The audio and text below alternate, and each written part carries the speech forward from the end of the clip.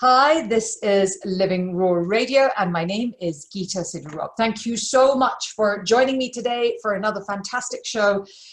And today is a good friend and a regular guest of mine because I love her. I want her always to come on. She always talks sense, and it's always directly exactly what we all care about. So let's say hello to the fabulous Dr. Anna Cabeca. Hi, Anna. Hi, it's great to be here Thank with you, my you. love, Thanks for for having me. joining me. I'm just so excited to have you here because we are going to talk about Keto Greens, which is your new book, right? But you're going to like tell us about the book and then tell us yeah, bring it up a bit more because we can't see it so clearly for those of you watching the video. Amazing. Keto Green 16. Love it.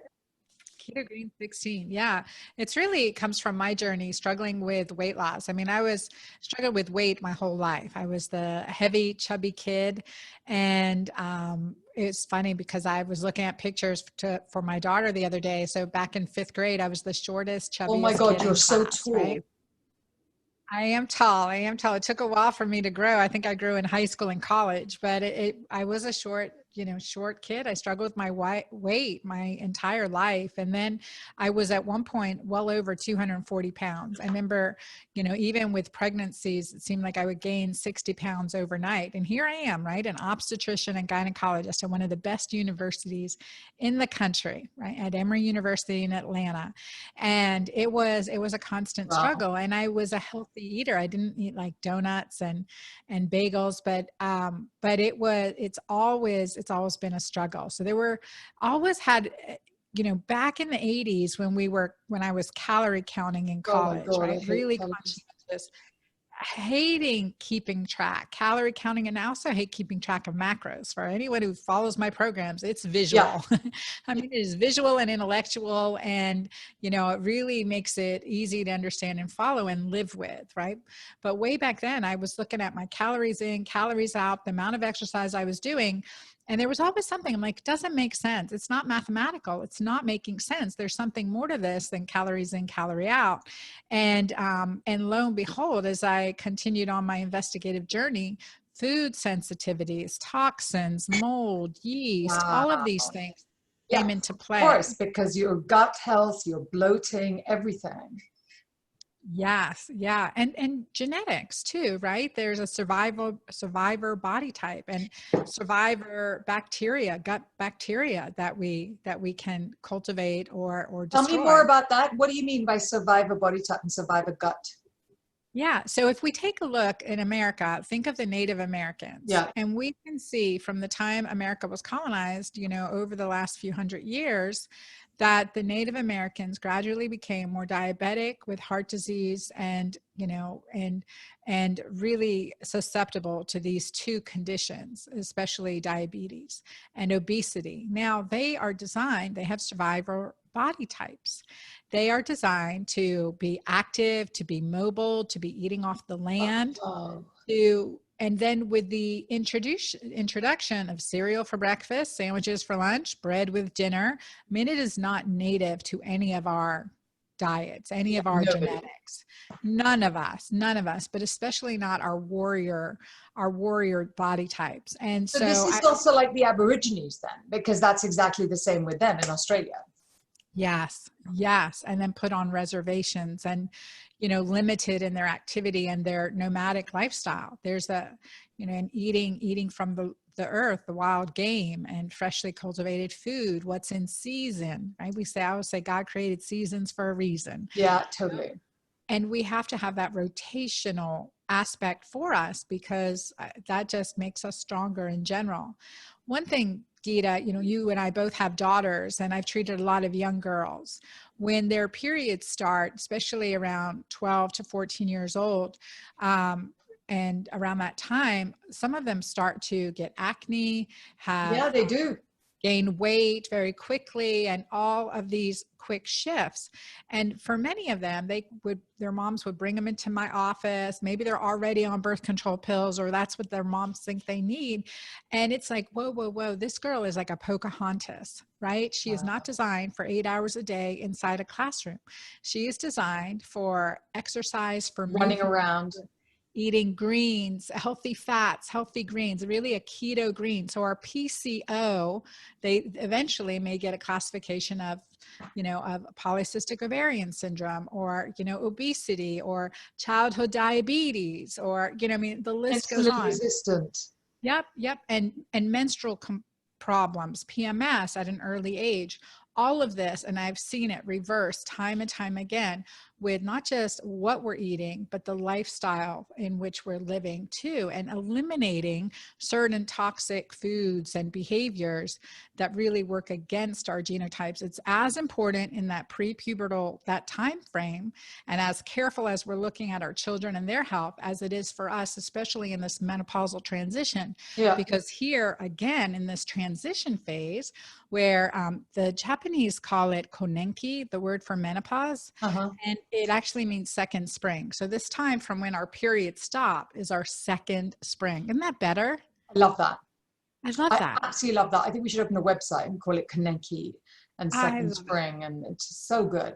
So, okay, let me just recap that for a moment. So what you're saying is that many of us have very particular body types, and that you can see this, for example, with the American Indians, like the Aborigines, talking about survivor types, but also when it comes to our daughters, or in fact, not so much the daughters, but the transitioning from girl to woman and woman to whatever, the next woman, the spring bit, those transition periods is when our hormones are changing the most.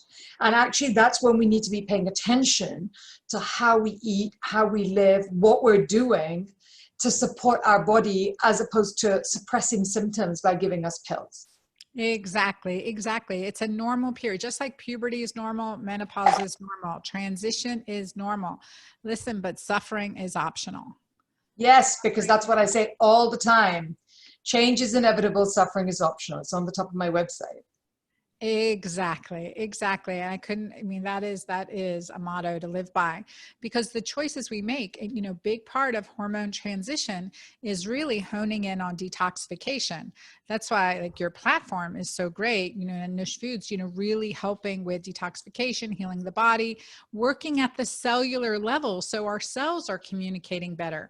So it becomes a seamless transition, because there's not clogs in our, so blockages, like so many bumps on the road, or barricades that we have to work through. One thing, Anna, that I get told all the time, yelled, why do you need to detox? The body has natural detox processes. Yes. What do you say to that? We continually overload those natural detox processes. Kind of Unless we're living in nature. Like, how often are we out camping, or in the Amazon, or, drinking water from a stream or a waterfall, and bathing in nature? Or eating seasonally even. And if what's really happening, we're drinking bottled water and thinking that's good for us. Well, if it's in plastic bottles, we're getting toxins in that are hormone disruptors that take generations to clear in many cases.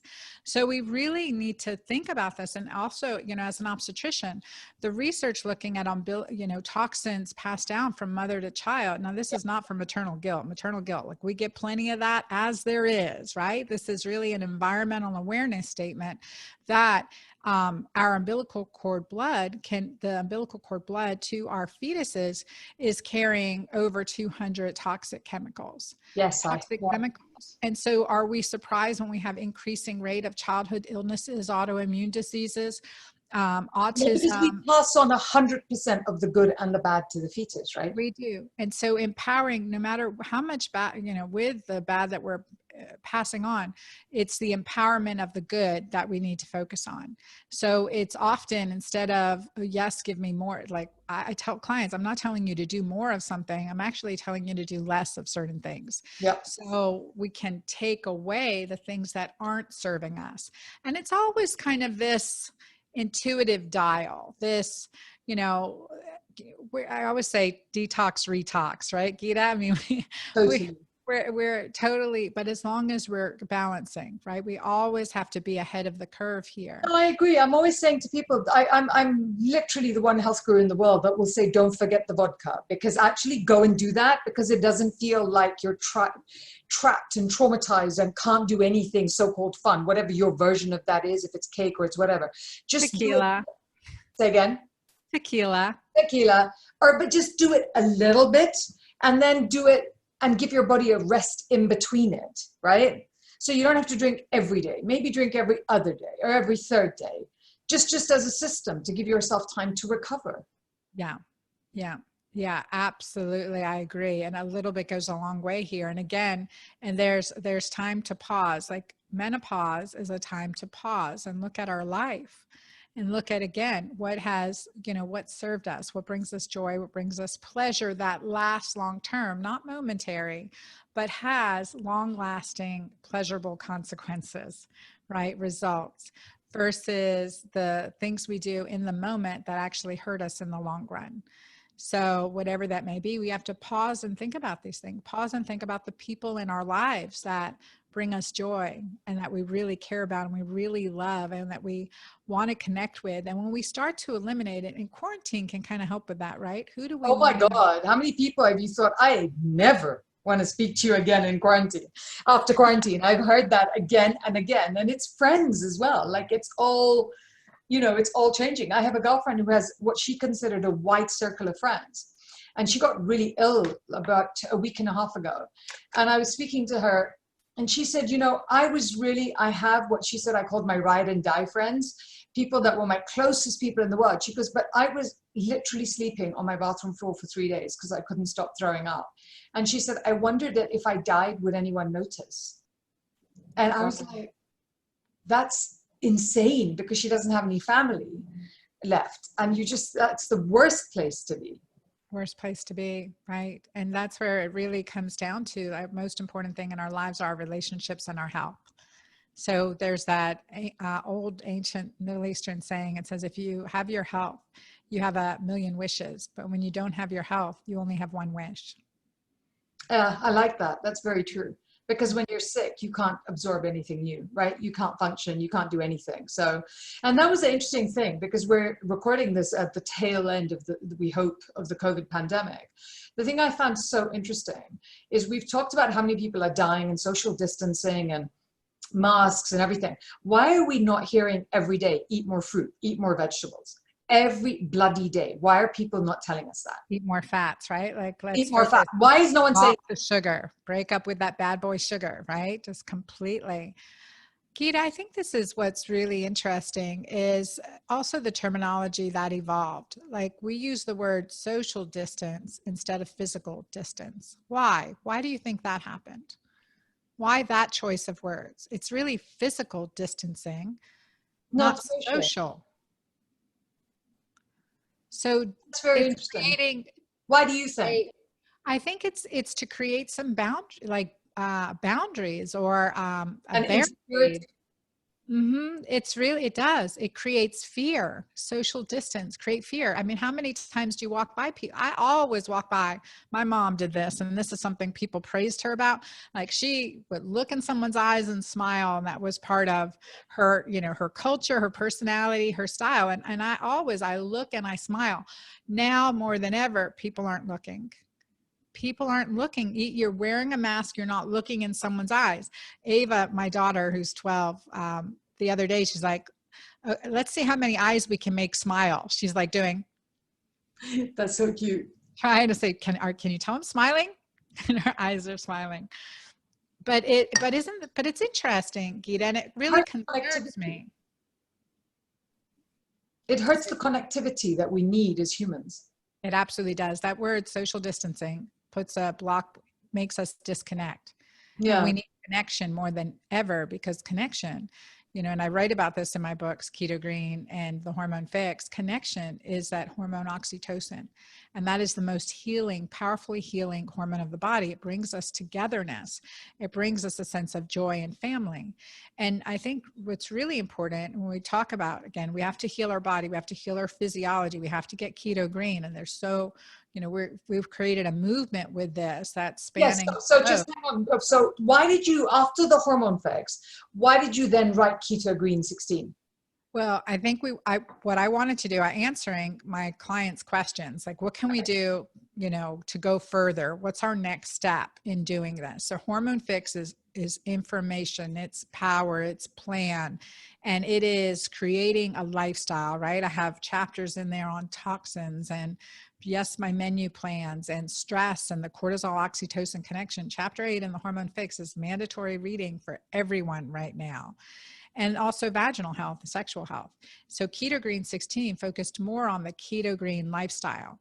So, and diet plans. So a 16-day plan, I love that number 16, Yeah. 16-day plan with 16 hours of intermittent fasting and 16 key food types to really make the recipes as simple and delicious and therapeutic as possible. Every ingredient, every menu is designed with a, specific purpose in mind to decrease inflammation, improve detoxification, balance your hormones, and improve insulin sensitivity. So and hormone balance. So this is every recipe is designed that plus the entire plan. So very scientifically formulated and clinically tested. We've been running group medical visits for months now and pre-publication to confirm and validate the success of the plan. And we'll be publishing soon on this.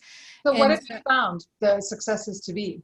Oh my gosh, because we've targeted on the menopausal age group. What does that mean? 50 to 65, 45 to 65. Right. So menopause and postmenopause, perimenopause and postmenopause. We've allowed some men to come in that were part of the program. And so now this hasn't been studied. People don't study menopausal women. Well, why would they? Because nobody cares once you turn past 45. They literally sort of have no use for you. It irritates me so much. And they should, because they're going to be the mayors, the presidents, the prime ministers. We have the resources, we have the money, and we have the voice. That second spring business, be watching. And when we have the clarity of mind, because right now the American lifestyle and the English lifestyle, we are diminishing the mental health of our women through high carbohydrates, high sugars, high fats, high toxin. Low fat, high toxins. Maybe that's deliberate. They want to diminish. Well, because it's a very powerful stage of life for us when we have that clarity. I've been where I couldn't remember my name, my kids' names. I don't know. I was pretty bad for a while. And that's what led me into this entire lifestyle. When I switched to get not just in ketosis, but to get an alkaline physiology as well, a more alkaline physiology, it is powerful. Then I was able to go from broke to 7-figure business. Then I was able to go from not being able to, write a letter to publishing 2 bestsellers, and creating programs. But I couldn't have done it if I didn't shift into this keto green physiology. I couldn't have done it. And with that, it's not just what we eat, it's a part of it, but it's like when we eat, Geeta, who we're eating with. Yeah, totally. They bring us joy. It doesn't matter what we're eating. If we are stressed when we're eating it, it doesn't matter how good it is, how organic it is. Nutrients. Right. So it's these little pauses. Let's just stop there for a second. I don't think people really clock this.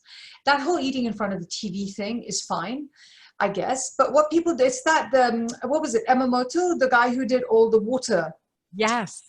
And Yoshi Emamoto, I think, if you guys have not seen these, you should go find them. He did experiments with water. And he would play rock music next to water, heavy metal music next to water. He would swear at water. He would love water. He would shout at water. And they showed how the crystals in water changed completely based on how the emotions were. Now, water is our major component. Water is also the major component of food. And water is a component of food, right? Even if absolutely, not a huge component of food. So imagine that how you feel has to make the biggest difference to the nutrient value and absorption of what you eat. Absolutely.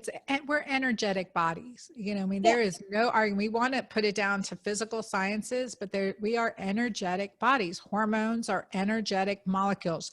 They interact energetically in ways we still are discovering. And it's so exciting because the more we learn, that wow, just how amazing we are. But so it goes beyond this physical organic structure that we are. We have to look at the energetic body and how our energies flow together. And traditional sciences have really understood this for a while, like the practical application. As we get stronger in science, we realize how much the mindset affects our hormones, the mindset affects our you're digestion. unusual, because it's very rarely I speak to a doctor who says we're energetic beings. I mean, you are unusual. Why do you think that? Why do not more medical? That's why we're friends, Geeta. That's why we're friends. Why do not more medical professionals understand that? Like, I was reading something on, we are blessed in Britain to have healthcare. I still cannot get my head around the fact that in the US you don't have healthcare for everybody, but we do here. And what we have found is we're always tweaking it to work out how it would work the best for the patient, because when healthcare is free, the next step becomes how do we help the patient? And one of the biggest things that they found is that helping patients control and modulate their care is the cheapest way. Patient-led care is the cheapest way to go forward, right? So if a patient comes in and says, I feel like this, you would imagine somebody would listen to that instead of saying, yeah, well, that's not science. Your feeling isn't science. Why do you not think like that? What was different for you?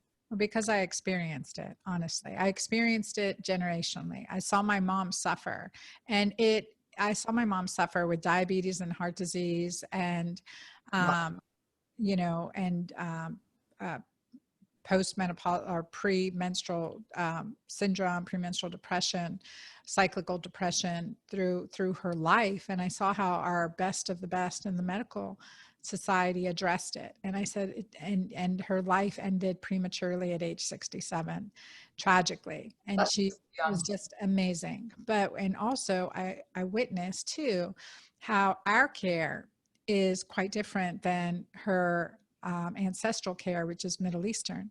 So the 3 out of 9 brothers and sisters, 3 that came to the US, died, you know, prematurely, relatively. Now, I would say there's 3 others in the Middle East died, 3 males, heart disease,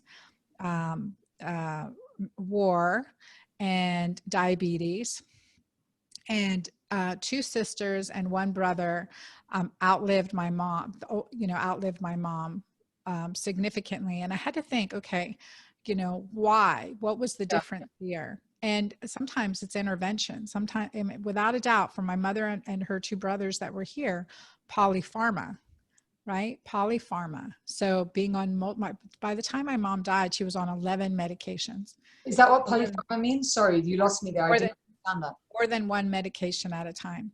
Wow. Which when we study medications, we don't look at, very rarely, are combination medications, maybe 2 and how they affect each other, let alone 11. And did any of them, you know, and then the American Diabetic diet, right? ADA diet, which is, you know, here, eat all the fruit you want, but that's sugar.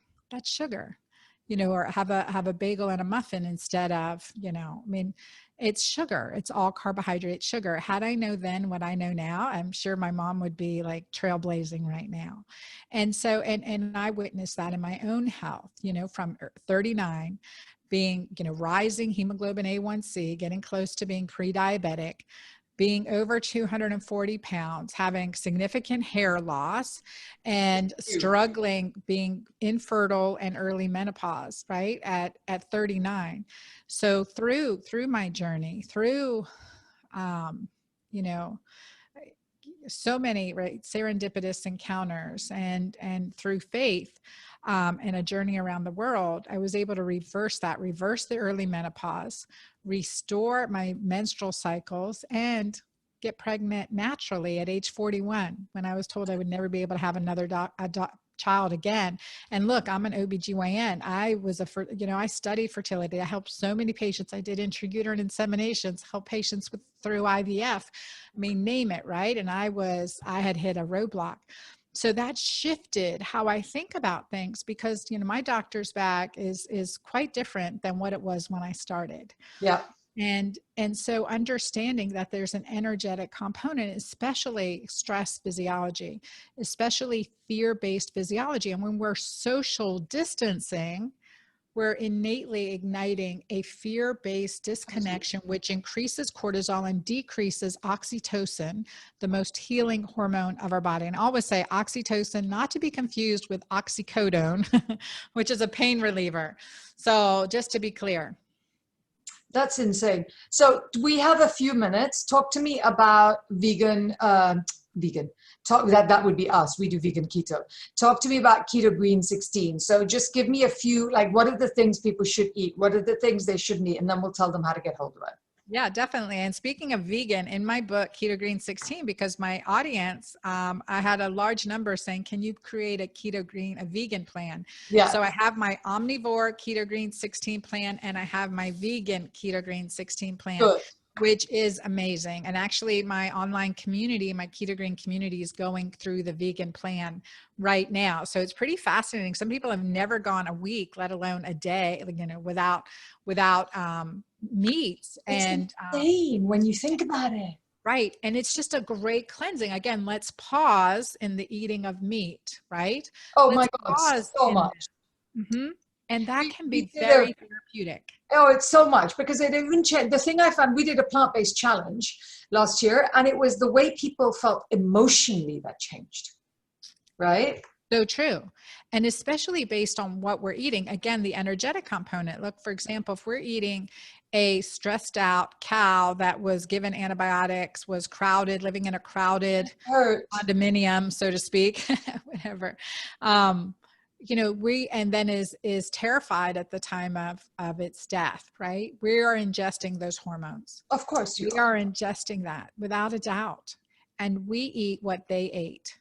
So that's really important to understand too. And I talk about this in my books, because there are toxins and hormones that we are getting through the food we eat. And so what should people do? What are some ideas for them to take away? Give me 3 things they should eat and 3 things they should give up. Number 1, we should be intermittent fasting. Yeah. 16 hours, you know, at least 13 hours between dinner and breakfast. And research has shown that can decrease risk of recurrent breast cancer in a study looking at women with breast cancer. So good enough for me. So in Keto Green 16, let's bump up 13 to 16 hours between dinner and breakfast. Game changing. Eat dinner by 7 p.m. and break up with sugar. In order to do that and not have cravings, and willpower is physiologic, increase your healthy fats. Yes. You know, periodically it's eating by 7, breaking fast at 10 or 11 a.m. So, you know, that little shift. This morning I broke fast early with my daughter and my ex-husband, who was picking her up to take her on her rodeo training. And I made a smoothie this morning. So I made a keto green smoothie. You know, for the most part, I added healthy fat MCT oil. I added my keto green protein powder, which is vegan, by the way, and has seed-based proteins in it. And I added a little bit, what else did I add? I added some nut butter. Good. And just a small amount of fruit and berries. So very low carbohydrate in that. So, and that's really important. I'm in a little condensito and haven't stocked my fridge yet. So I would have added some kale or celery, you know, some other greens in there too. But blending that up, that's a really good high fat. So adding that fat will keep me from being hungry till I think, okay, it's time to eat. I agree. I always say to people that if you get hungry under 3.5 hours, you didn't have enough fat in your food, basically. That's the way to go right back and put fat in. Okay, my love. So this is the amazing, wonderful Dr. Anna Cabeca. Anna, where do people find the book? Find the book anywhere books are sold. Anywhere books are sold. It is available in the UK, on Amazon, and my website at dranna.com, like Dranna, DRANNA.com. I love that. That's really great. Like people with funky last names like you and me. I like that that's just your first name. Thank you, my love. Thank you so much for joining me, guys. Anna's book is Keto Green 16. So have a look at it. It's a fantastic way to live. It's a fantastic way to eat. So you should definitely try it. And thank you so much for actually joining us again this time. This is Living Raw Radio. My name is Geeta Sidhu-Robb. Thank you so much for joining me again for this episode, and we will be with you again very, very soon with yet another amazing, fascinating guest. Not as much as this one, clearly, but there will be somebody amazing. Thank you so much for joining us.